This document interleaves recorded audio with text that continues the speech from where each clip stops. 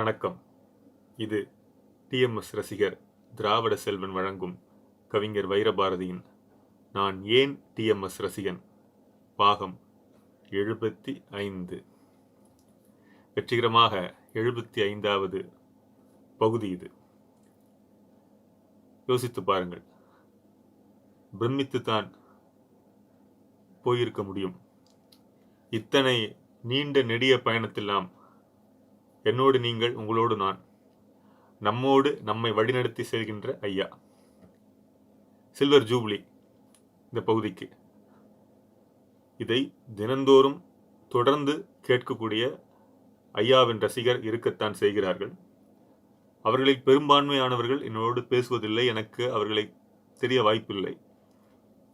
எங்கள் இருவருக்கும் இணைப்பு பாலமாக திராவிட செல்வன் ஐயா இருந்து கொண்டே இருக்கிறார்.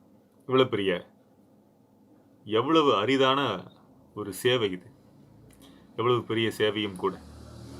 ஆக இந்த ஒரு அருமையான 75வது சிறப்பான அத்தியாயத்தில் உங்களோடு மகிழ்ச்சிகரமாக பகிர்ந்து கொள்வதில் நான் ஆனந்தமடைகிறேன்.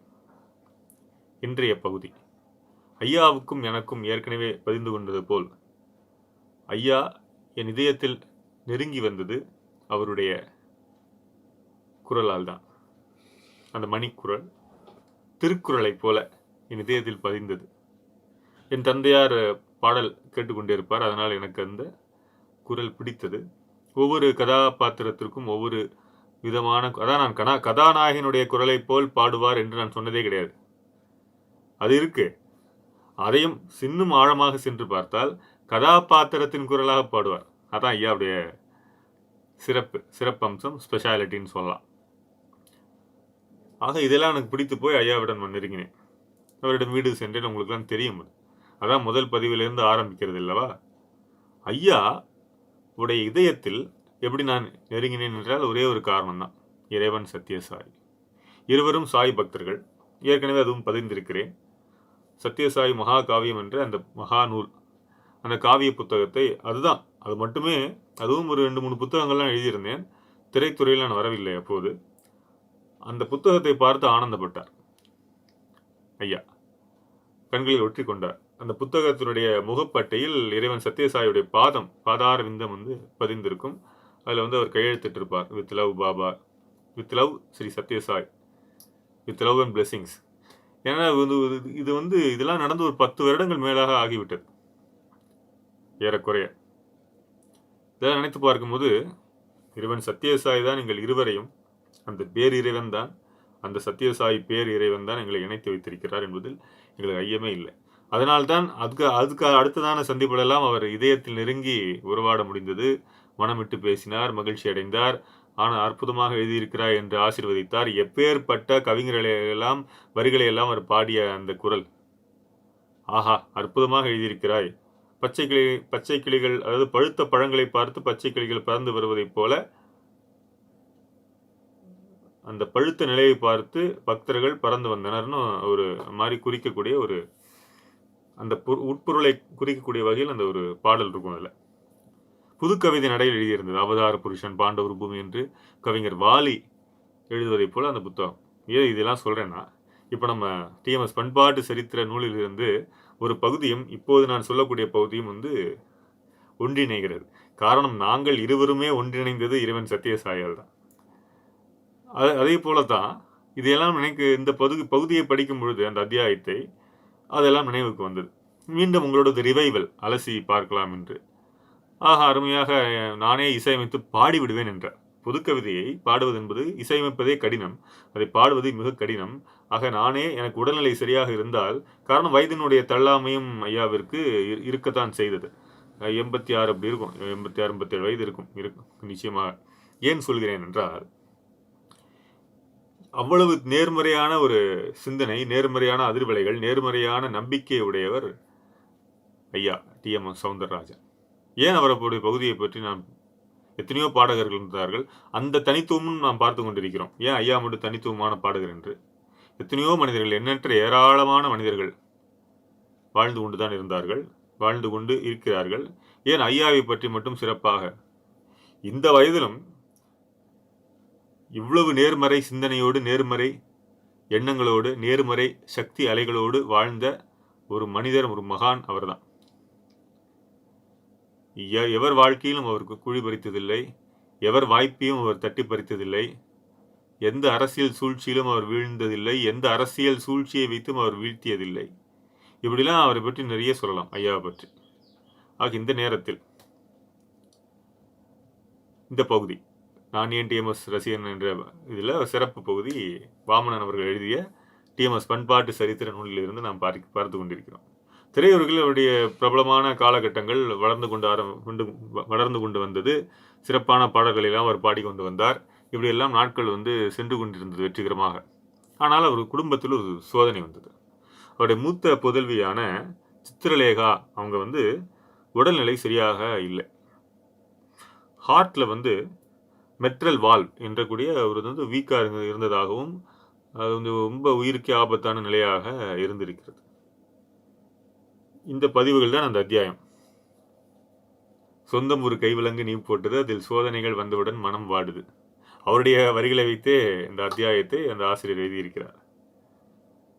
அப்படி இருக்கின்ற பொழுது ரொம்ப மனம் வாடி போகிறார். மூத்த புதல்வி, மகப்பேற்றின் முதல் பல்லவி. அப்படி சோகமாக இருக்கின்ற பொழுது பல நண்பர்கள் சத்யசாய் பாபாவை சந்தித்து ஆசி வழங்குமாறு, ஆசி பெறுமாறு இது பண்ணியிருக்காரு. ஆசி வழங்குமாறு சொல்லியிருந்தது காரணம் என்னன்னா, அங்கே உள்ள பக்தர்கள் பல பேர் ஐயாவுடைய ரசிகர்கள். அதான் அங்கே அற்புதம். அப்படி இருக்கின்ற பொழுது இறைவன் சத்யசாய் சென்று அவர் ஆசி பெறுவதற்காக போக வேண்டுமா வேண்டாமான்னு யோசிக்கிறார். அவர் முதலில் முருக பக்தர், உங்களுக்கு தெரியும். அவர் அதற்கு முதலாக ஒரு வைணவ குடும்பத்தில் பிறந்தவர். அதுவும் பூஜை செய்து யம நியமங்களோடு நாள் தவறாமல் தளிகை செய்து படைத்து, இப்படி அவர்களுடைய தந்தையார் மீனாட்சி ஐயங்கார் பூஜை செய்த ஒரு பரம்பரையான வைணவ திருப்பரம்பரை. அது மிக ஒழுக்க சீலமான ஒரு பரம்பரை. அது அந்த பரம்பரையில் உள்ள எல்லாருமே நன்னறி மிகுந்தவர்களாக இருந்தார்கள். அப்போ வைணவ பரம்பரை என்பதால் பெருமாள் வழிபாடு உடையவர்கள். ஆனால் ஐயா முருக பக்திக்கு ஆட்பட்டார். அவருக்கு திரைப்படத்தில் பாட வேண்டும் என்ற ஒரு தீராத தாகம். எல்லா கலைஞர்கள் நிறைய பேர் முருக பக்தர்களாக இருந்தார்கள். இவருக்கும் ஒரு ஈர்ப்பு வந்திருக்கிறது. ஈர்ப்பு பக்தியாகி பக்தி பெரும் வெள்ளமாகவே பாய்ந்திருக்கிறது. உங்களுக்கு தெரியும், அது பாடல்கள்லாம் சாட்சியாக இருக்கிறது. அவரே இசையமைத்திருக்கார், எழுதியிருக்கிறார். ஆக முருகன் பக்தியை எப்படி இறைவன் சத்யசாய் பக்தியாக மடைமாற்றம் செய்வது என்பதற்கு ஒரு பெரிய கேள்விக்குறியாக, $1 மில்லியன் கொஸ்டினாக இருக்கிறது. அது தேவையா என்று யோசிக்கிறார். அவரே முருகன் என்பது பலருடைய அனுபவங்கள் நானே படித்திருக்கிறேன். நானே ஆங்கிலத்தில் படித்து தமிழில் மொழிபெயர்த்திருக்கிறேன். அவர்தான் முருகர், அவர்தான் ராமர் என்ற ஒரு அற்புத அனுபவங்கள் எல்லாம் என் தந்தைக்கே நிகழ்ந்திருக்கிறது. இறைவன் சத்யசாய முருகர் என்றும் அற்புத அனுபவங்கள் எல்லாம் என் தந்தைக்கும் என் வீட்டிலே நிகழ்ந்திருக்கிறது. இதையெல்லாம் கடந்து ஐயா அந்த காலத்தில் அவர் நினைத்திருக்கிறார். அப்படி இருக்கும்போது அவருடைய மதுரையில் ராமச்சந்திரன் அவருடைய நண்பர், நெருங்கிய நண்பர் ஐயாக்கு. அவரும் இறைவன் சத்யசாய் பக்தர். சென்னை சைனா பஜாரி ஜவுளி கடை தீனதயாளு நாயுடு, ஸோ ஐயாவுக்கு நெருங்கமான நண்பர். அவர் கடைக்கு சென்று அவருடன் அளாவிய போது அவரும் இதே சொல்கிறார், நீங்கள் பாபாவை பார்க்க செல்லுங்கள், பாபாவை தரிசிக்க செல்லுங்கள்.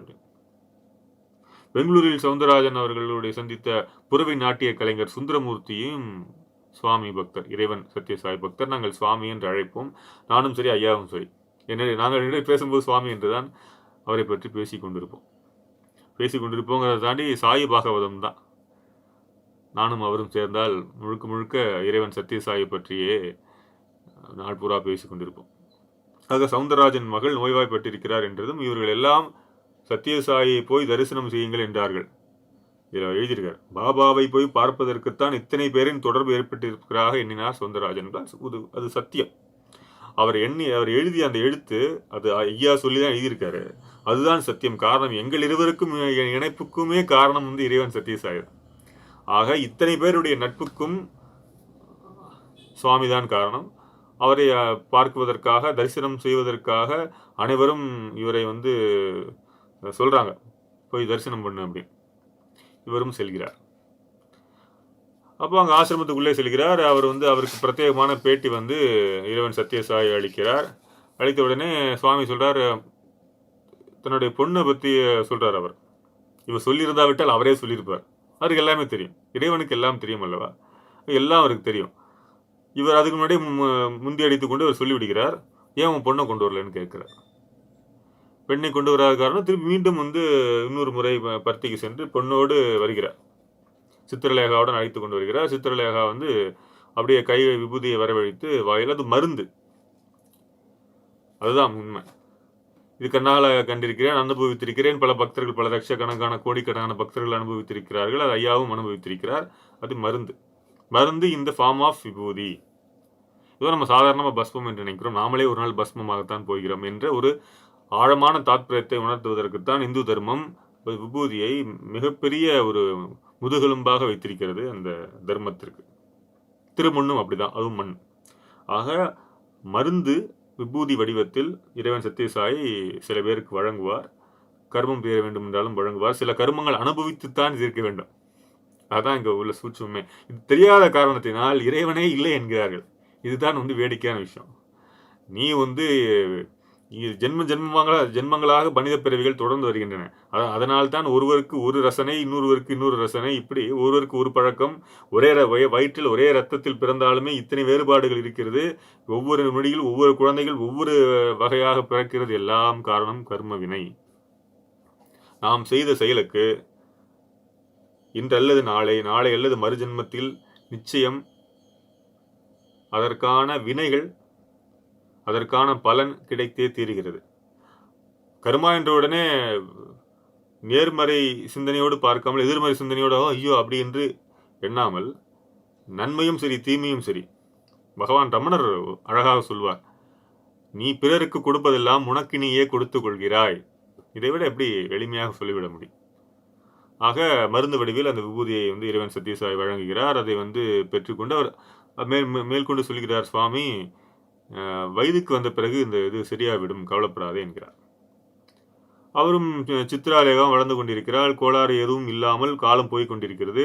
அவ்வப்போது அவருக்கு வந்து நோய் தொந்தரவு அப்பப்போ வருது. அதே சமயத்தில் ஜுரம் வரும், கால் முட்டி கருப்பாகிவிடும், நடப்பதற்கு கஷ்டப்படுவாங்க. அப்புறம் வந்து ஐயா சுவாமி சொல்லியிருக்காரே சரியாகிவிடும் என்று அவருக்கு ஒரு பெரிய திடமான நம்பிக்கை. 6 குழந்தைகளையும் பெற்று பராமரித்தது எல்லாமே அம்மா சுமித்ரா தான், ஐயாவுடைய மனைவி. ஆக அவர்கள் வந்து இதெல்லாம் அந்த விபூதி அடிக்கடி கொடுக்கறது, வாயில் போட்டுக்கிறது, இது மாதிரியெல்லாம் வந்து அந்த பெண்ணிற்கு, அவருடைய மூத்த மகளுக்கு சிகிச்சை எல்லாம், வைத்திய சிகிச்சை, இறைவன் சத்யசாயி வழங்கிய விபூதி வைத்திய சிகிச்சை எல்லாம் செய்து கொண்டு வருகிறார்கள்.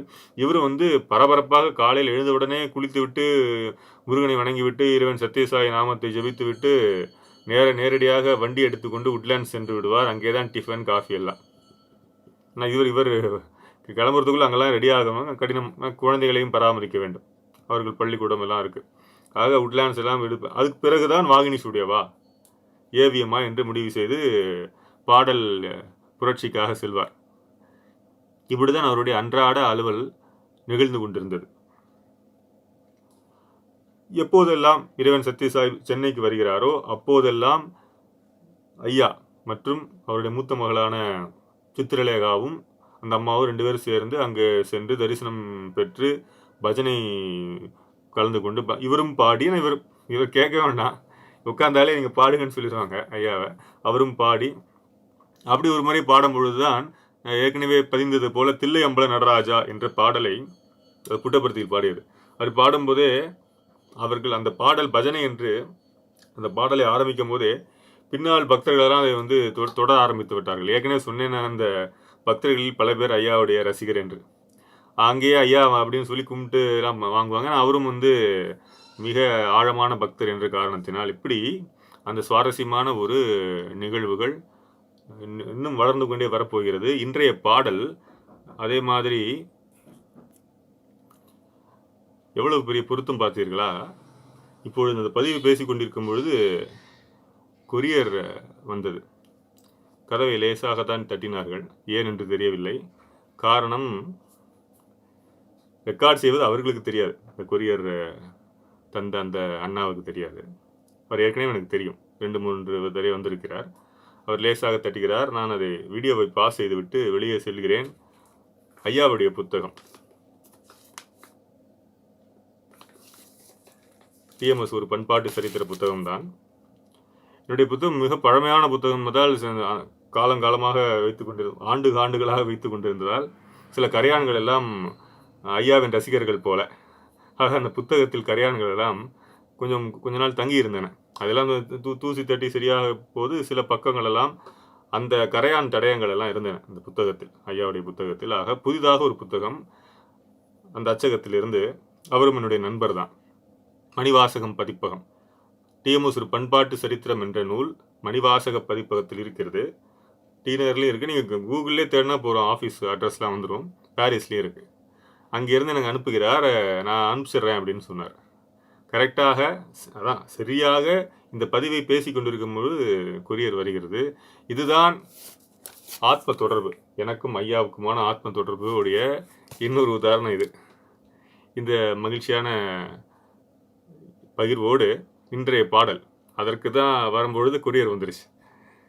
இன்றைய பாடல் ஏற்கனவே தெலுங்கு இசையமைப்பாளர்களை பற்றிலாம் பார்த்தோம்.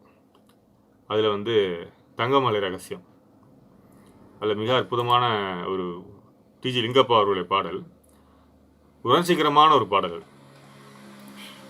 சிவாஜி அவர்கள் இந்த காலைக்கு பிடித்து கதறி அந்த தங்கமலை ரகசியத்தை எல்லாம் கேட்பார் ஒரு தீர்வுக்காக. அதுக்கு ஐயாவை தவிர யாராலையும் பாட முடியாது அந்த பாடல். ஏன்னா அந்த சூழல் அப்படி உணர்ச்சி மயமாக பாட வேண்டும், தமிழை உச்சரிக்க வேண்டும் என்றால் ஐயாவை தவிர இவர் யாருமே கிடையாது எந்த காலத்திலையுமே. அப்படிங்கும்போது இவர் அந்த எடுப்பார் பாருங்க ஒரு ஹை பிச்சு. ஏற்கனவே சொன்னது போல் நம்ம ராமநாதன் ஐயா ஒரு ஸ்டைலில் போட்டுப்பார். ஏற்கனவே ஐயா ராமநாதன் புராணம்லாம் அடிக்கடி பேசுவார் எல்லாரிடமும். காரணம் அவர் அங்கேருந்து இசை பயின்று, அதாவது அந்த பயின்றுங்கிறத தாண்டி நிறைய வாய்ப்புகள் அவர் வழங்கியிருக்கிறார். அதே சமயத்தில் அவரே மூல்டு பண்ணியிருக்காருல்ல ராமநாதன் ஐயா. இந்த பட்சத்தில் அதனால அப்படியா சரி, ராமநாதன் ஐயாவுடைய ஸ்டைலில் ஒரு லிங்கப்பா அவர்கள் ஒரு மெட் அமைத்து இங்கே நீங்கள் தான் பாடணும் சொல்லி பாட வைத்திருக்கிறார். உச்ச ஸ்தாயில் போகும் அந்த பாடல், உணர்ச்சிகரமான பாடல். இந்த பாடல் ஏன் இந்த பகுதியில் பார்க்குறோன்னா, அவர் குழந்தை உடல்நிலை சரியில்லைங்கும் பொழுது அவருக்கு மனதில் ஒரு உருக்கம், ஒரு வேதனை. இறைவன் சத்தியசாயை தரிசிப்பதற்கு முன் அந்த மனநிலை எப்படி இருந்திருக்கும் அல்லவா, அந்த மனநிலையோடு ஒத்துப்போ இருந்தது இந்த பாடல். ரொம்ப ஒரு உருக்கமாக, ஐயோ நீ தான் தந்தை, அதாவது அந்த ரகசியத்தை கேட்பது இந்த சூழல். பொதுவாக அந்த ஒரு உணர்ச்சி பிழம்பாக அவர் இருந்திருப்பார். குடும்பத்தின் தலைவர், குடும்பத்தின் தந்தை என்பதால் குடும்பத்தோடு அந்த உணர்ச்சியை அவர் அழாமல் வெளிப்படுத்தாமல் இருந்திருக்கலாம். உள்ள கும்பல் இருந்திருக்கும்.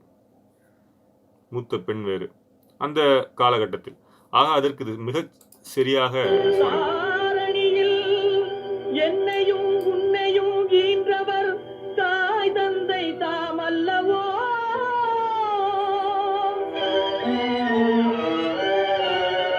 தன்னலம் கருதாத அன்னை தந்தையர் துன்பம் தவிர்த்தல் நின் கடனல்லவோ,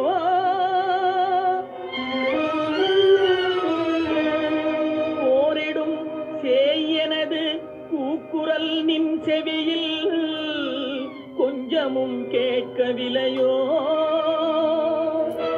எப்படி பாடுறாரு நேரிலன் துயர் தன்னை நீ கண்ட பின்னரும் நெஞ்சம் கனிந்திடாதோ, நெஞ்சம் கனிந்திடாதோ, நெஞ்சம் கனிந்திடாதோ.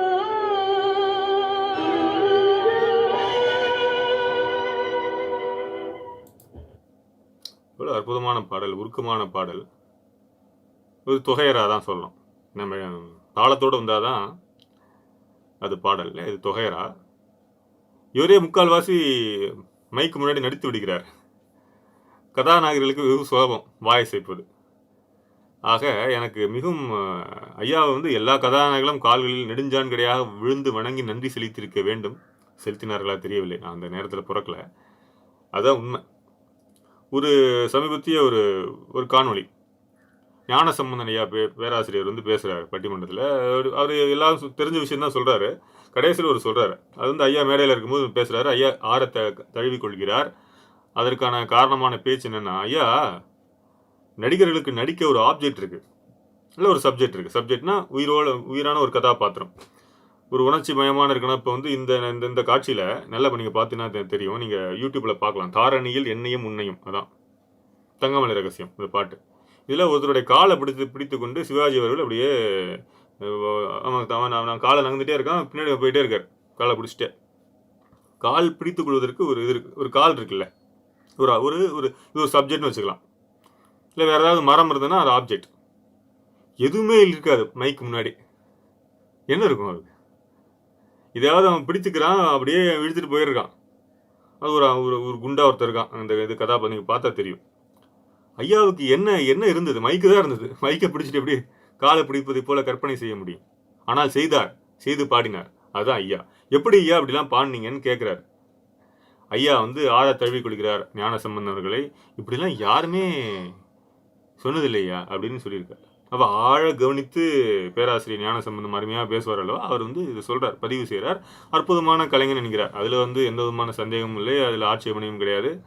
அவர் மட்டுமே அற்புதமான கலைஞன் என்பது என்னுடைய தனிப்பட்ட கருத்து, அது உங்களுக்கு எப்படியோ. ஆனால் எந்த விதமான ஒரு ஆப்ஜெக்டும் சப்ஜெக்டும் இல்லாமல் அதை கற்பனை செய்து அந்த கற்பனையை உணர்ச்சிகரமாக ஊட்டி சுருதி, ஸ்வரம், தாளம் இவ்வளவு இருக்குல்ல. பாடல் என்பது கடினம், நடிப்பது ஈஸி. உண்மையில் நடிப்பது ரொம்ப சுலபம். உங்களுக்கு வேணா ரொம்ப வியப்பாக இருக்கலாம், உண்மை. எத்தனையும் நீங்கள் பாருங்கள், எல்லா கலைஞரும் நடிகன் ஆகிடுவான். இயக்குனரோ, பாடலாசிரியரோ, இசையமைப்பாளரோ. நடிப்பது ரொம்ப சுலபம். ஆனால் பாடுவது, இசையமைப்பாளர் நடிகராக இருக்கிறார், ஐயா நடிகராக இருக்கிறார், தயாரிப்பாளர் நடிகராக இருக்கிறார், விநியோகஸ்தர் நடிகராக இருக்கிறார். யார் சொல்வீங்க? இந்த கேமராமேன் நடிகராக இருக்கிறார், ராபர்ட் ராஜசேகர். இப்போ அந்த நடிகர் பாடகராக இருக்கிறாரா? முடியுமா? என்னை பொறுத்த வரைக்கும் பாடகர்கள் உயர்ந்த இடத்தில் இருப்பார்கள். நான் இசை வந்து கடவுள், எழுத்தும் கடவுள், இசையும் கடவுள் என்று கூறி நான் ஏன் டிஎம்எஸ் ரசிகன் தொடரும் இணைப்பிலிருங்கள். நன்றி, வணக்கம்.